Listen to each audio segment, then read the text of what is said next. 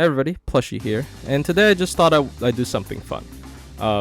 Now, first and foremost, I don't believe in actual good reviews that happen within like a week or 2 days of a servant's reveal, but I do think that it's really interesting to see people's hot takes and people's first impressions on a servant.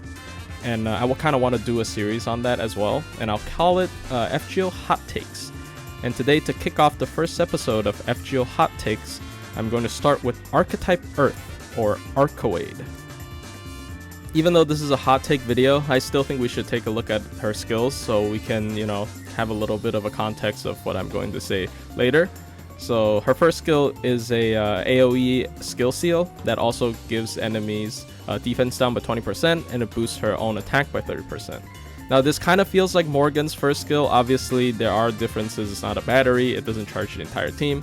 But if we only talk about in the context of her being the DPS, it's kind of similar, which means it's quite a big damage boost for 3 turns if you're not changing waves, because it's like 20% defense down and 30% attack up in one skill, which is pretty good. The skill seal can be, once again, very useful in special cases, but normally it's just kind of It makes the enemy attack more. Sometimes you want that, sometimes you don't want that. So yeah, give or take, right? Her second skill is perhaps, in my opinion, one of her biggest selling points, which is the 100 MP battery, and also 20% MP damage up for 3 turns. The 20% is small, but it stacks multiplicatively with her other skills, so it's okay. The 100 MP battery is really flexible. As we all know, any servant with like a huge battery is just really, really flexible. Like Dolman, like Nidokris, like Cersei, you see them a lot in Crooked Node farming, simply because you really don't have to give them anything. You just slap on a bonus C and they can MP, which is really, really good. In my opinion, this is one of her biggest selling points. This is why she's one of the best Buster farmers right now. And then her third skill is an AoE invul for 1 turn. It also gives all good alignment allies, including herself, buff removal resist for 1 turn. And finally, it charges her allies, not including herself, with 30 MP, but only when she's in the Millennium Castle. Now this skill, it's a really lackluster survival skill. Obviously you only use it before the enemy MPs, and it has the added benefit of being able to block enemies MPs that has a buff removal effect, such as Amakusa. But then if you want to use it as a general survival skill, or you want to throw it out to cut down damage, it's really not that good, because even though it does last 3 turns, it's 1 hit, so a lot of times they just hit you twice. The second time just crit you to death anyways. And also, interestingly, in some fights, the mechanics of the fight makes it so that the buff removal happens at the start of your turn instead of, at the end of their turn. So actually this skill will then not serve any purpose compared to other skills that have this effect last for over a turn. The MP charge is good. The MP charge, I see a lot of videos about it already, where you put her in a cricket comp or multiple DPS comp, and she charges her ally. But honestly, these are more for YouTube video and for fun, because they're not really practical, right? You can't really afford to cut down so much damage just to fit in more DPSs. It's only for people who has like really high MP Arcueid, and you want to save like 1 second in your farming comp. So yeah, that's not really that practical, in my opinion. So yeah, third skill is okay, even though it looks really stacked. Some notable passives. I think Magic Resistance A+ is actually a really notable passive. She has 21% own debuff resistance that actually blocks out a lot of annoying debuffs just by chance. Obviously, you don't want to rely on chance in terms of your game plan, but sometimes, having that really helps, where, you can sort of wing it or reset until you get the actual block, so you don't have to bring someone like Asclepius or, use Castoria as MP just to clear your debuff. And then, of course, we have her most significant passive, which is the one that gives her all her cards 30% effectiveness up when she's in the Millennial Castle field. I think this is a really strong passive, but because of her whole kit, it is not as strong as it seems, in my opinion, and we'll get into that. And then finally, here is her MP. It's an AoE 4-hit Buster MP that deals extra damage to chaotic enemies. It also applies the Millennium Castle field before it does damage, so the MP will always be boosted by the passive I mentioned earlier. The anti-chaotic is really strong. Like, it scales with MP level instead of overcharge, which is kind of scummy, but even at MP1, it has the baseline 150% like most other normal servants, so I think it's fine. Chaotic is a pretty common trait anyways, and if you really invest your money in this servant and you get her to higher MP, I think it just scales really high. It's 200% at MP5, which is extremely high for, you know, a special damage modification. The field lasts 3 turns after she uses her MP. So if you're not changing, even if you're changing waves, the fields still stick. It's just that the visuals go away, and you can stack it. If you MP again, then the field gets extended for another 1 turn in terms of its duration. Stacking fields does not increase the damage pool from the passive, unfortunately. Otherwise, she'd be pretty bonkers. She'd be actually broken. And her MP's overcharge effect charges the MP gauge of her living human allies, not including her.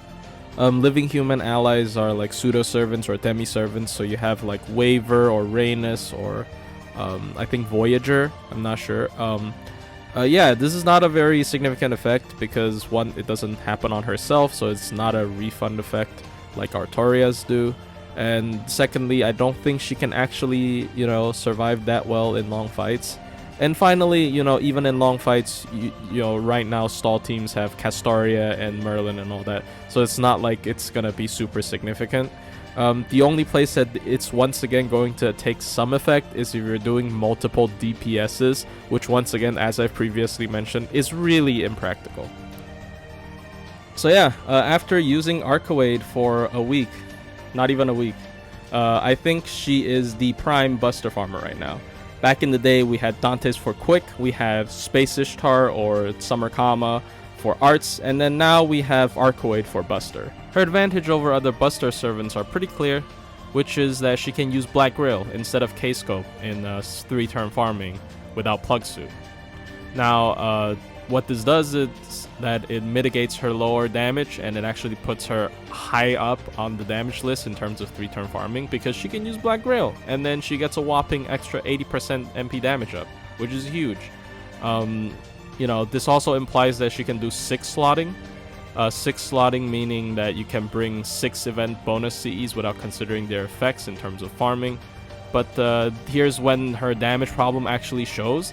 I have been 6 slotting QPCEs these couple of past days with Arcueid, and my Arcueid is MP2, but she absolutely cannot kill the last wave of the QP node, Ganesha, because of how low her damage is.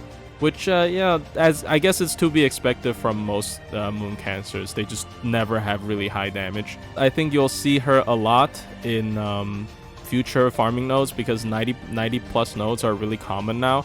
And then they can really screw over arts looping teams with just putting singular enemies in the middle wave, and you can no longer refund. And Arcueid can bypass that really easily. So yeah, you're gonna see her a lot in Lottos, you're gonna see her a lot in Hunting Quest, you're gonna see her a lot in everything. Outside of farming, I think she's just gonna be a standard AoE Buster DPS for CQs. She's obviously gonna clean house with chaotic enemies, but when she's not facing chaotic enemies, she's just gonna do lackluster damage compared to other prime picks like Morgan, Ibuki, Melusine, and all that. And finally, I think it's quite unfortunate that she is a really bad solo servant. She has no soft defense, she has no heal, she has a one-time invul, which basically does nothing unless, you know, it blocks 1 MP. It doesn't even block the consecutive chain coming after it. So she's really bad at soloing, despite the, you know, the passive really benefiting solo servants, which is once again really unfortunate. I really want to do a lot of solos with that, but she just does not have the skill set to support it. Overall, I think Arcueid is just a really high tier DPS. She is probably the best Buster farmer right now because she doesn't need Plug Suit and can still use a Black Grail, meaning she can also 6 slot. She's just really flexible. She can deal with any 90 plus node as long as she does enough damage, which can be fixed by, you know, rolling more copies of her, I guess. There's no better way to put it. In CQ, she's gonna be really good against chaotic enemies, like really good. I do believe she does like one of the highest damages in the entire game when she's facing chaotic enemies at MP5. But yeah, once again, that is not everyday occurrence. It's just gonna be, you know, you have to be lucky if that CQ happens to exist. I don't think she is a must-roll compared to the previous 2 anniversary servants like Castoria and Koenskaya of Light. She's definitely not nearly as game-changing as they are, but I don't think we always need a game changer during anniversary. We could just have a really cool servant with really cool mechanics with a lot of thought put into its presentation, and I believe Arcueid is all of that. She is really pretty, her mechanic is new and it's really awesome, and then she's a really top tier, you know, farmer, which is like 90% of the game right now. Overall, as her name suggests, Hime, she is a princess, and she does require your pamper, and then the more you spend on her, the better she is. If you really like Arcueid, or you really want a, you know, a mainstay of a Buster servant, Buster Looper, and you don't have one, I think it's definitely fine to invest in Arcueid, try to get her to like MP2 at least, and then you'll be really fine, you know, with this Buster servant. I think she's gonna last you until like part 3 or something at the very least. She's gonna be really useful, yeah, in terms of farming. I hope you guys enjoy. I hope this isn't too rambly. There was no script at all, so I tend to, you know, sidetrack and repeat myself in the video. But I do think as a hot take video, maybe this sounds more friendly and not like too formal, too formatted. Let me know how you guys feel. Maybe if you guys think this is too much, you want me to format it a little bit, I'll try it next time. But yeah, hope you guys enjoyed, and I'll see you guys in the next one.